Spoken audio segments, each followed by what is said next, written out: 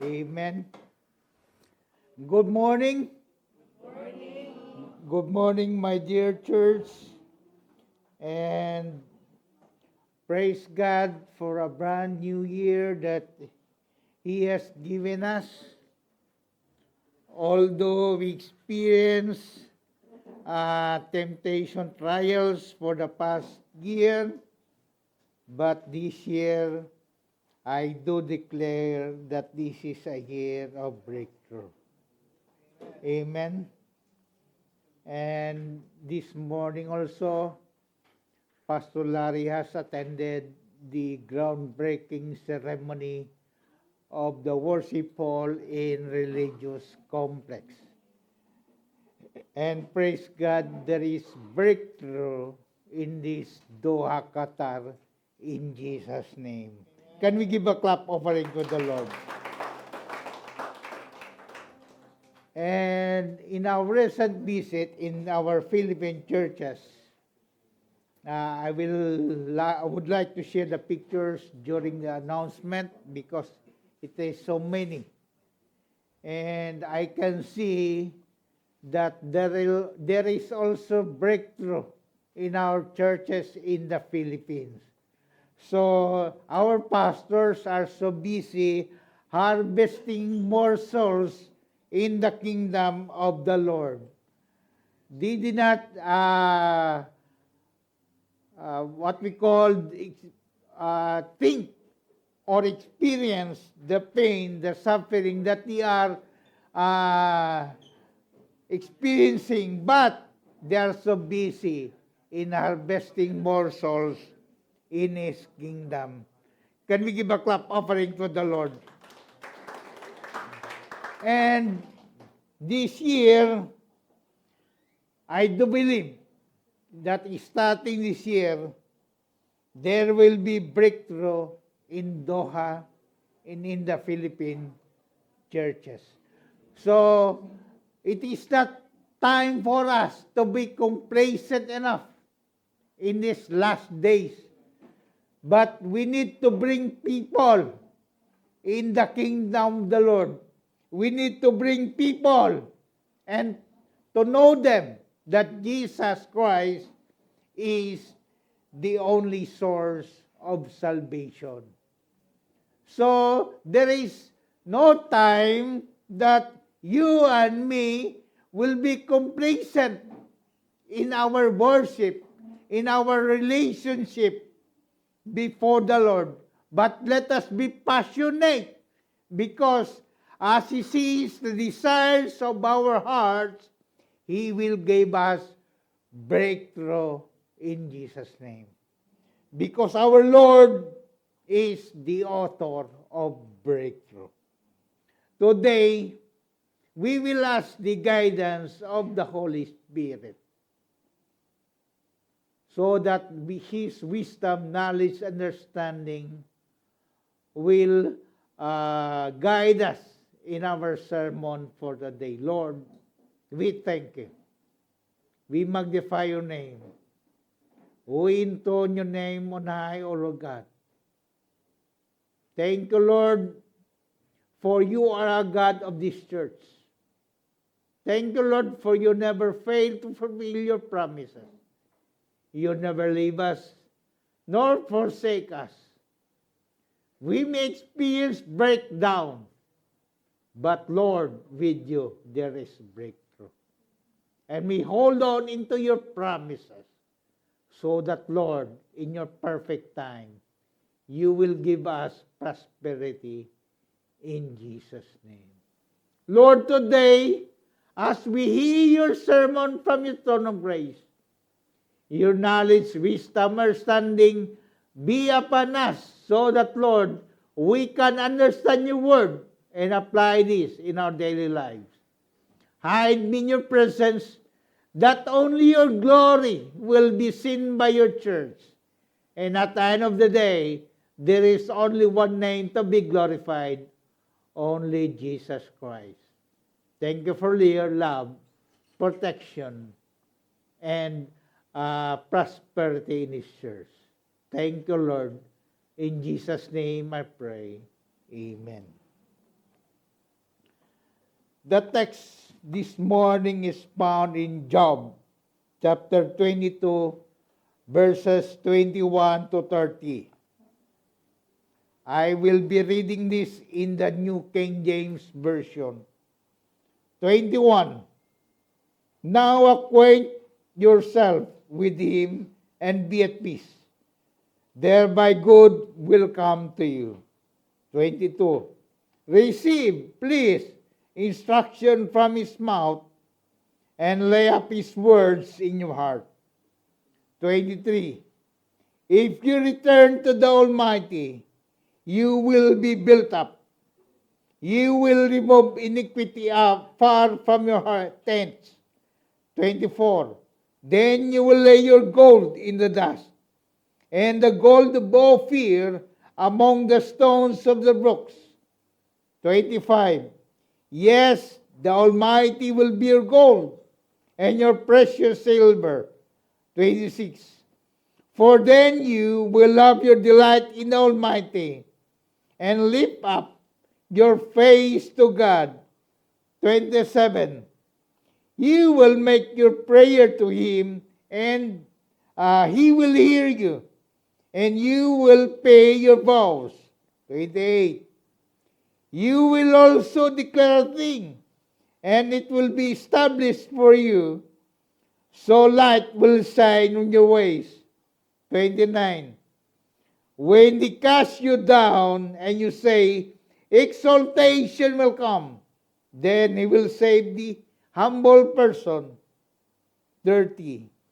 He will even deliver one who is innocent. Yes, he will be delivered by the purity of your hands. The title of our message is From Breakdown to Breakthrough. Amen? Praise God for the revelation and the reading of His Word in the book of Job. You know, Job is belongs to the poetic books along with Psalms, Proverbs, Ecclesiastes, Song of Solomon. If you read the book of Job, you can find there poetry, but that poetry has a deep meaning which pertains to the exaltation of the Lord in our lives.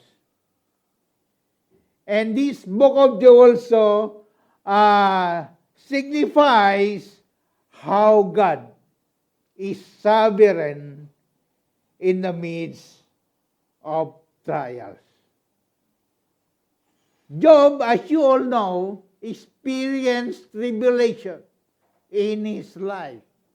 He was visited by his three friends, Eliphaz the Temanite, Bildad the Shuhite, and Zophar the Amatite. These three friends came to Job, and their purpose is to comfort him. But they did not know anything, the reason behind why Job suffers. In our introduction, the words of one of his friends to Job gave us an instructions of how to aim for breakthrough. This is the last speech of Eliphaz, and even though he makes strong accusations to Job, yet his account himself right with God. Eliphaz is one of the friends of Job who came to him for the comfort. As they heard the news about what happened to Job, they came to them. But the real reason behind his suffering, these three friends did not know. That's why they make wrong accusations to Job. They did not even know that the suffering of Job was allowed by God so that the faith of Job can be tested in the sight of the Lord. He allowed Satan to test Job.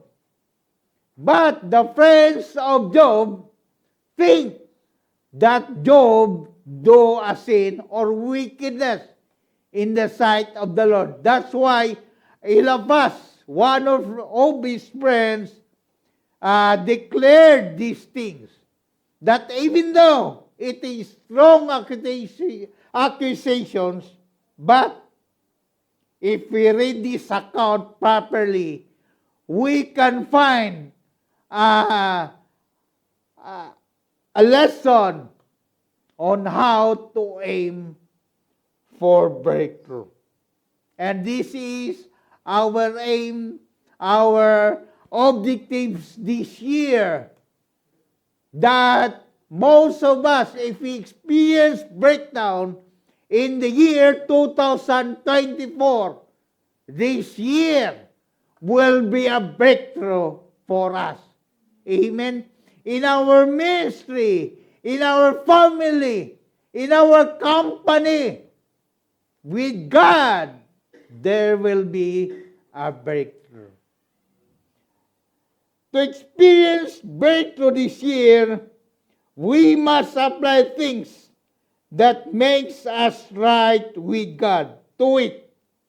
So, in this account, Eliphaz, even though made a wrong accusation, Eliphaz enumerated things that will be followed by us in order for us to have a breakthrough in our lives.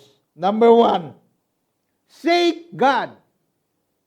Verse 21, now acquaint yourself with Him and be at peace.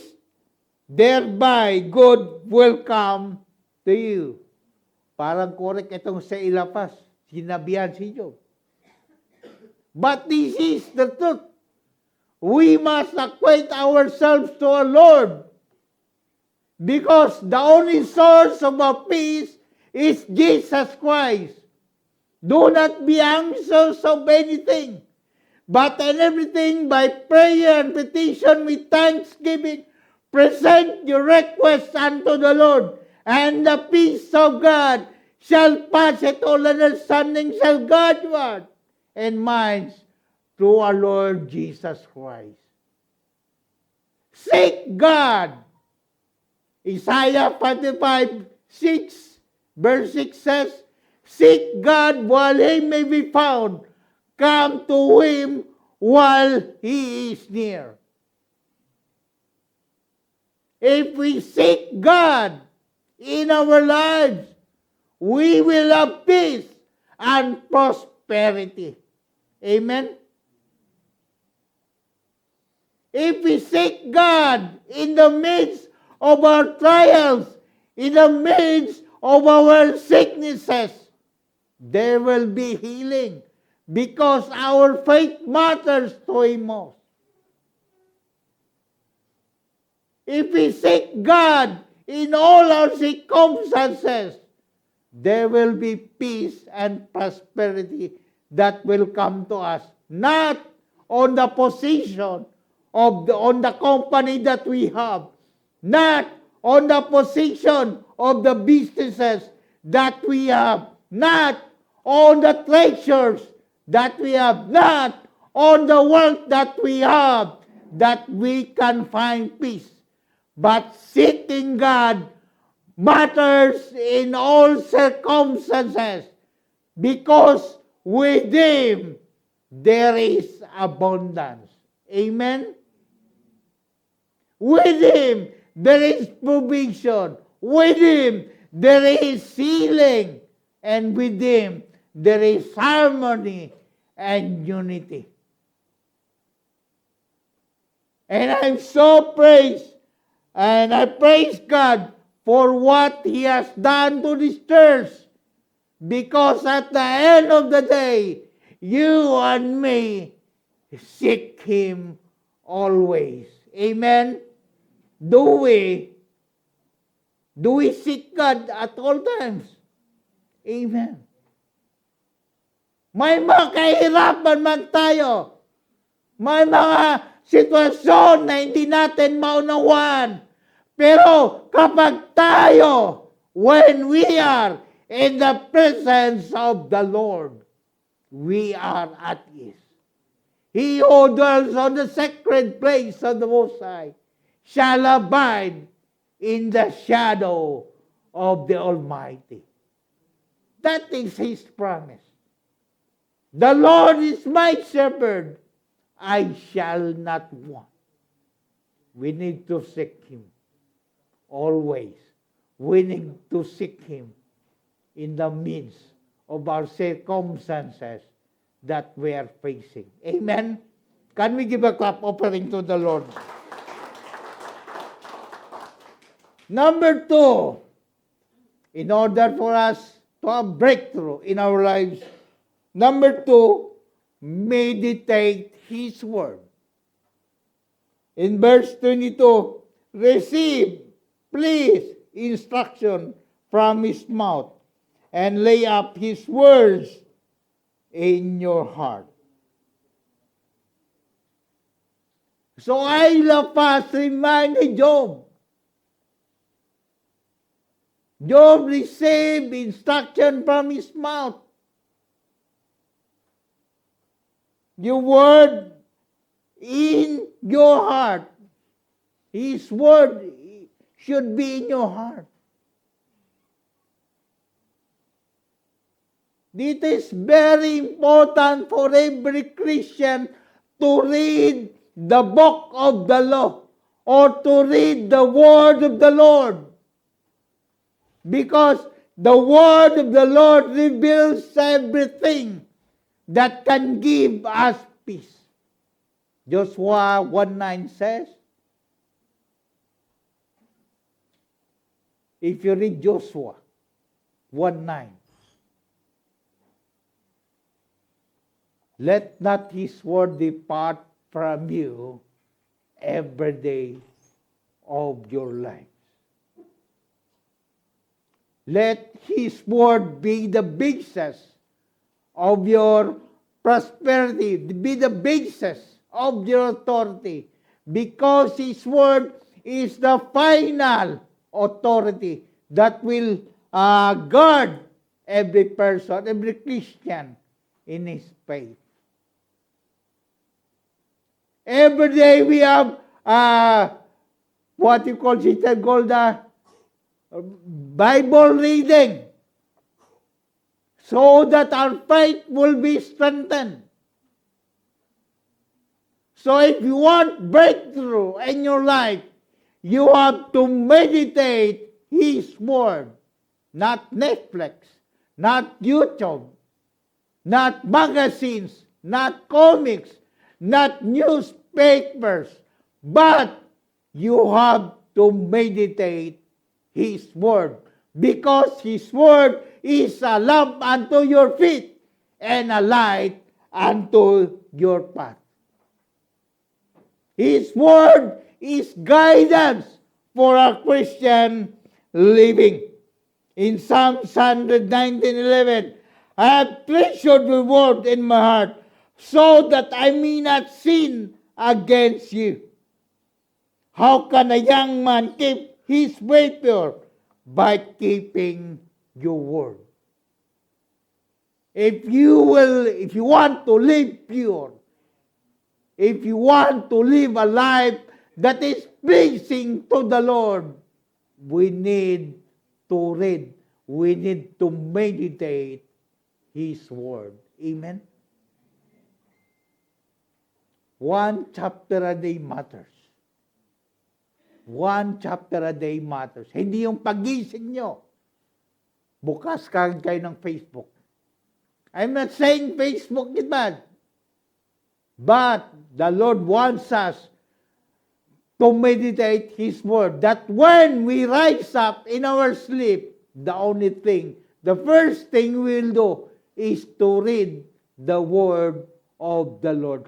Pray for Him and seek Him, so that in our daily activities, we will be guided by the Lord. And at the end of the day, there is breakthrough that will take place in our Christian life. Amen? Year 2024, I heard some promotions, and that is the goodness and faithfulness of the Lord. And this year, 2025, there will be a restoration of relationship. The pain that you experienced last year will be joy in this year, 2025. If you offer yourself before Him, if you read the Word of the Lord. Amen? So, as Christians, our growth is based on how we read, or how we meditate, or how we seek the Lord always. Number 3, repent from sins. Verse 33, if you return to the Almighty, you will be built up. You will remove iniquity far from your tents. We must repent from our sins. Romans 3:23 says, for all have sinned and fall short in the glory of God. All of us are sinners. None of us are righteous in the sight of the Lord. But He promised in 1 John 1:9, if we confess our sins, He is faithful and just to forgive us our sins and to cleanse us from all unrighteousness. So it is very important for us that as Christians, we must do a daily repentance because it is matter in the sight of the Lord. If you sin in the sight of Him, you must repent. And I hear some brothers and sisters who confess, who testify, at nagsabi, nung wala ko sa Panginoon, ganito ako. Ganito ang ginagawa ko. Pero nung nakilala ko ang Diyos sa buhay ko, iba yung aking pagkatao, ibang-iba na. If anyone is in Christ, he is a new creation. The old has gone, and the new has come. God is not counting on your past. God is not counting on the wickedness you have done in the past. But He is counting on how you repent from your sins and turn to Him and accept Him as the only Lord and Savior in our lives. Amen? So, it is very important for us to confess and to repent our sins, because none of us here, from pastors down to the congregation, none of us are perfect in the sight of the Lord. But when we lay down our sins before Him, His blood washes us so that all of you should stand before Him worthy, whiter than as snow. Amen. In our prayer, in our pleads, in our petitions before the Lord shall be accepted by the blood of Jesus. Amen. So we must repent from our sins. That is needed for us so that all of us will be cleansed by Jesus Christ. Number 4, look for eternal reward. In verses 24 to 26, it says, then you will lay your gold in the dust, and the gold of Ophir among the stones of the brooks. Yes, the Almighty will be your gold and your precious silver. 26. For then you will have your delight in the Almighty and lift up your face to God. Look for eternal reward. In verse 24, there is mentioned there Ophir. You know Ophir. Where is Ophir?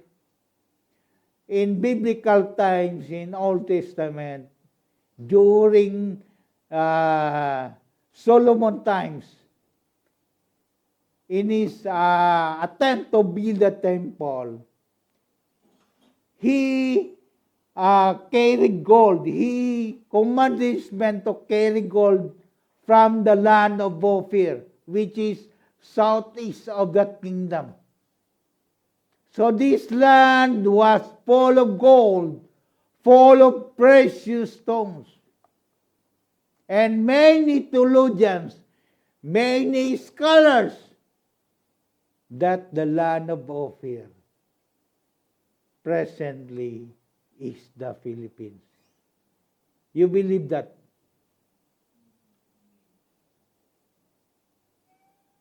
It is not proven.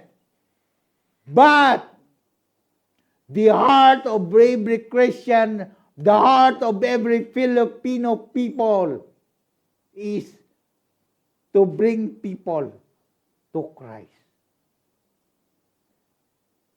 And parang totoong ito, ang land offer ay Pilipinas. Why? Because in the Philippines, there are 3,500 bunkers full of gold that was recorded in the World Bank.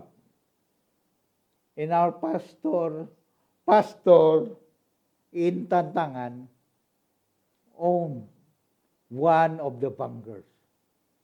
And all of us will pray that God will grant the desire of the heart of every GCLGIM believers. If God will see the desire of our hearts to advance His kingdom, then He will prosper us. And that is our earthly treasure. But here in the account that was Job mentioned, we must look for eternal reward, because at the end of the day, the God we worship is our goal. He is eternal. We must not look at the temporal things, because temporal things will vanish. But we must look to Jesus Christ, our eternal salvation. Jesus Christ is the author and the finisher of our faith. And we must look to Him alone, because He is the greatest treasure. Yes, He will honor the desires of our heart. He will give us gold to advance His kingdom here on earth. But the real treasure is found in Jesus Christ. That's why we must look to the eternal reward that God has prepared for us, instead of looking to the material things, to the wealth of this world. We must focus on the world that is in heaven. Amen. John 14, Jesus promised us, in my Father's house are many mansions. If it were so, I will come there to prepare a place for you. And if I come there to prepare a place for you, I will come again to receive you by myself, that where I am, you may be also. What a wonderful promise of the Lord Jesus Christ. Jesus has prepared for us a place of dwelling for His children, for His believers who put His faith and trust in Him. Amen? And that is what we look for, the eternal reward.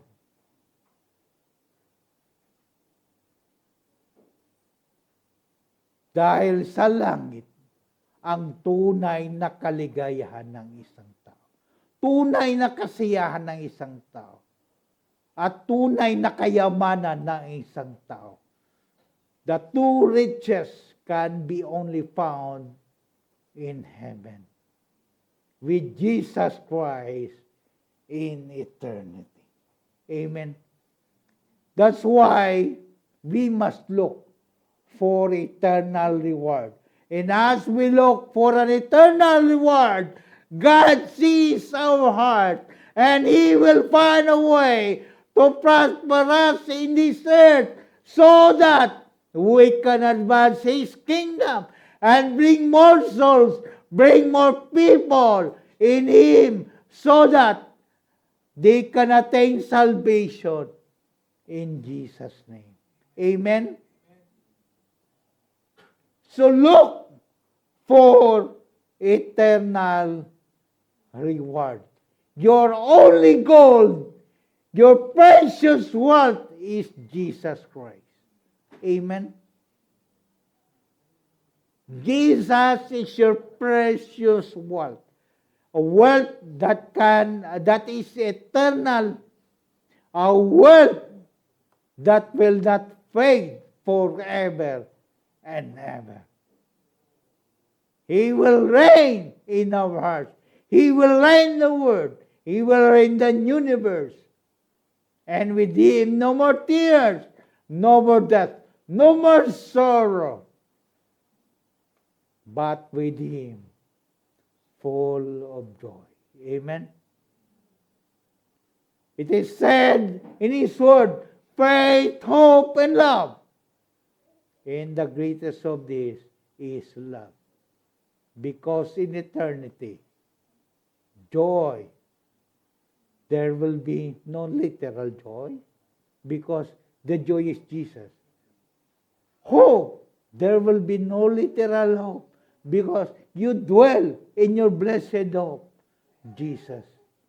But love will remain, because there in eternity, we dwell with brothers and sisters with love, because Jesus is our love. Amen? Number 6, exercise humility. Verse 29, when they cast down and you say, exaltation will come, then He will save the humble person. Exercise humility. All of us in this room are humble before God. Amen? God opposes the proud and gives grace to the humble. All of us are saved by His grace. Therefore, we must be humble before God. When exercise humility, we will be prosperous. He will bless us. Minsan napakahirap magiging magpakumbaba. But that is the command of the Lord to every Christian. We must exercise humility. Yun ang sabi ni Eliphaz kay Job. Job, dapat magkapakumbaba ka. Pero hindi niya alam ang katotohanan. Bakit nag-suffer si Job? Pero totoo ang sinabi niya. Dapat tayo bilang Kristiyano magpakumbaba. Gold, are you humble with bank? Amen.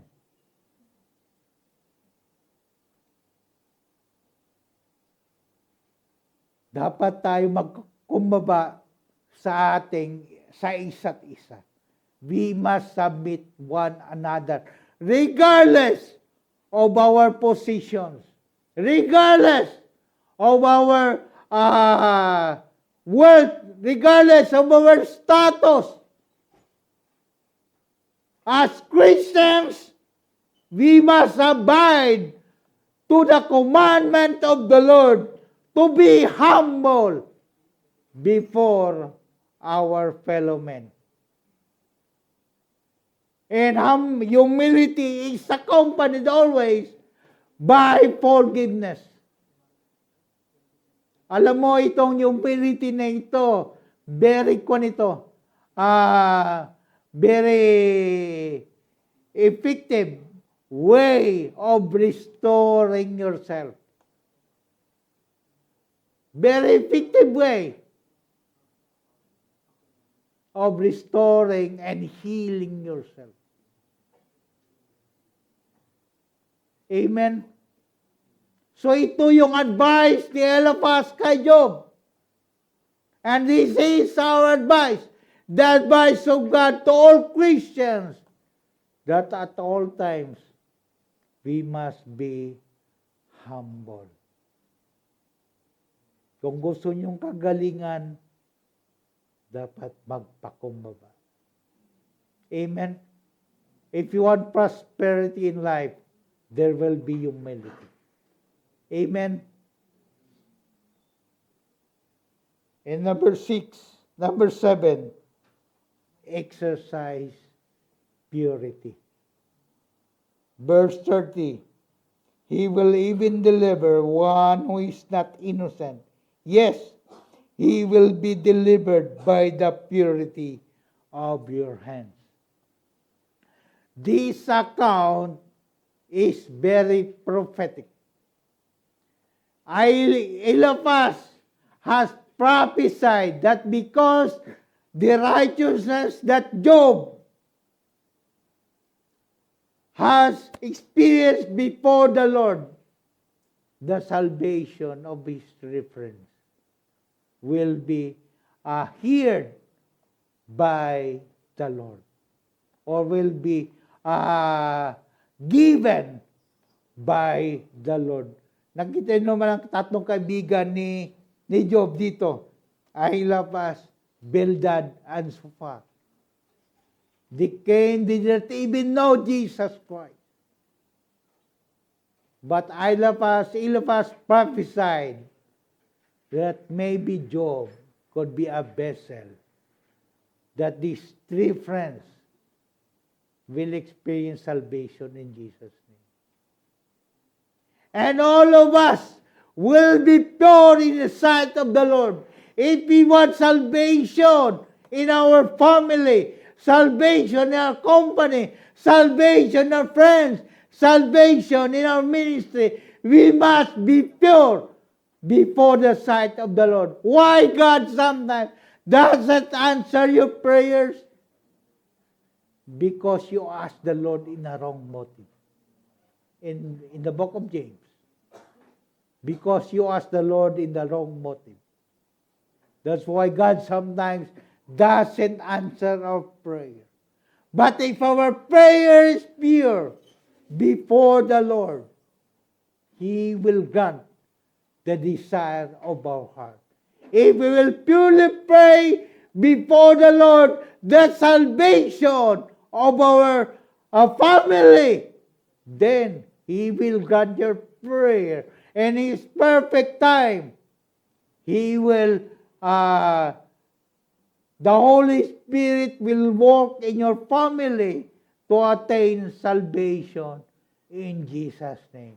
Amen. By the purity of your hands, Eliphaz tell Job,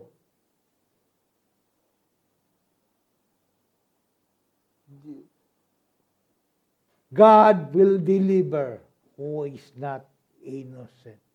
Imagine. God has promised to deliver unbelievers if the unbelievers pray, if the believer pray with purity before the Lord. Amen. You are the vessel of the Lord. You are the mouthpiece of the Lord. You are the ambassadors for Christ. Therefore, pray to the Lord with purity in your heart, with purity in your hands, with purity in your minds, because God honor the prayer of the humble person. Amen? Kahit yung asawa nyo, even your husband, that is not believer of Jesus Christ, when you pray before the Lord with a pure motive in your heart, He will hear your cry, and His perfect time, mark the word of God, He will give an answer to all the prayers that we utter before Him. So that's why, mga kapatid, kung kailangan natin, if we need breakthrough in our lives, in our relationship, in our company, in our ministry, in our friends, we need to seek God. We need to meditate His Word. We need to repent from sins. We must look for eternal reward. We need to call on Him. We need to exercise humility. We need to exercise purity. And in conclusion, what a man needs in order to be blessed himself and to be a blessing to others is an intimate relationship to God, of God. In Him there shall be delight. In Him, harmony. With Him, communion. His faithfulness keep you through the past year. His promises shall keep you for the year to come. Like Job, we may experience breakdown, but with God, there is breakthrough. Can we give a clap opening to the Lord? Can we please stand?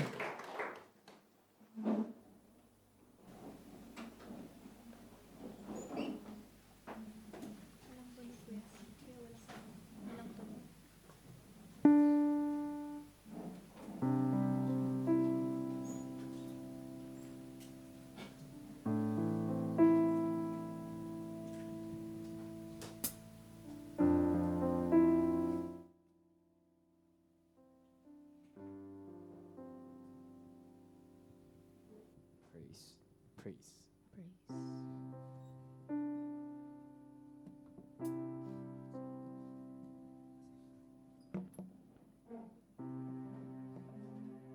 Amen. May this song, as you all know, in number 6, 24 to 26, the blessing, hallelujah. As we all know this one, that the bless of the Lord will keep you. May His face shines upon you, be gracious to you, hallelujah. And today we're going to sing, declare it.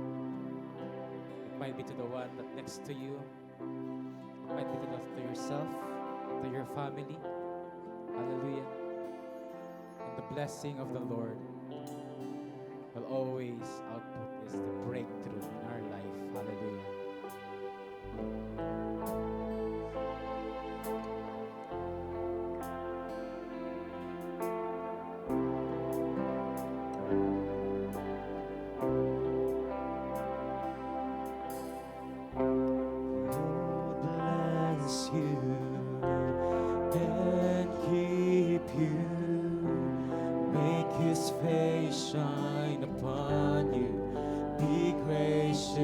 To you, the Lord turn His face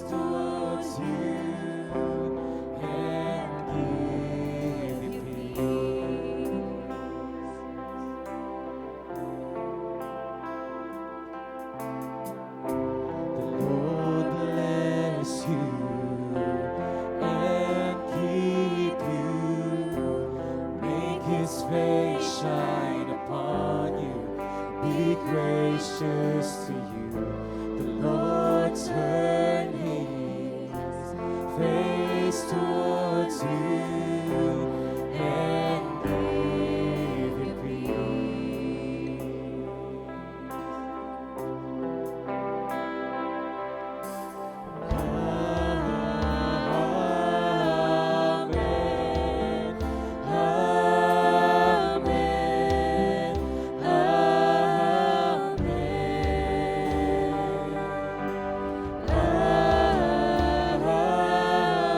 Amen.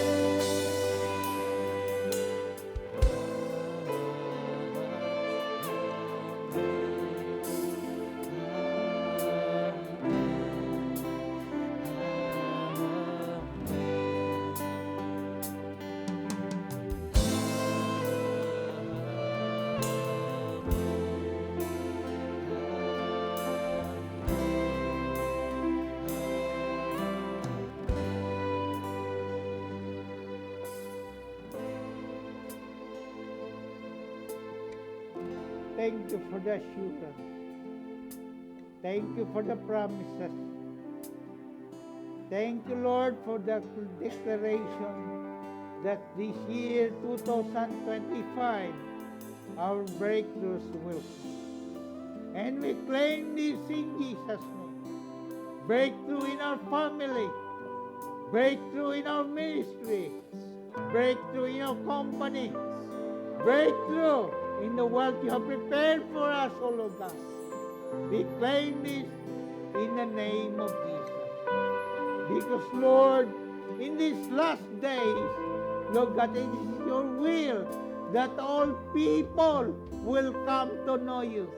That will bring people into Jesus Christ as the only source of salvation. Lord, help us. And to the power of the Holy Spirit, you will anoint us. You will encourage us. You will teach us on what way to go, O Lord God.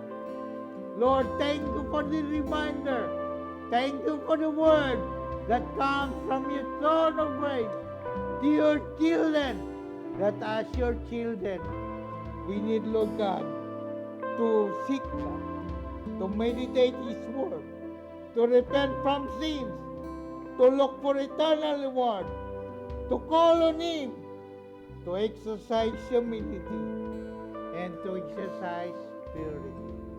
And as we do this, O Lord God, Lord, declare your promise of breakthrough in Jesus' name. Lord, thank you for your love, harmony, and unity for the church GCLDIM. And this year, 2025, oh Lord God, we need to walk together to advance your kingdom here on earth. Lord, help us, and help us. Lord, thank you for this wonderful service. Thank you, Lord God, for the victorious declaration. Thank you for the breakthrough. In Jesus' name we pray. Everybody will say, Amen. Hallelujah.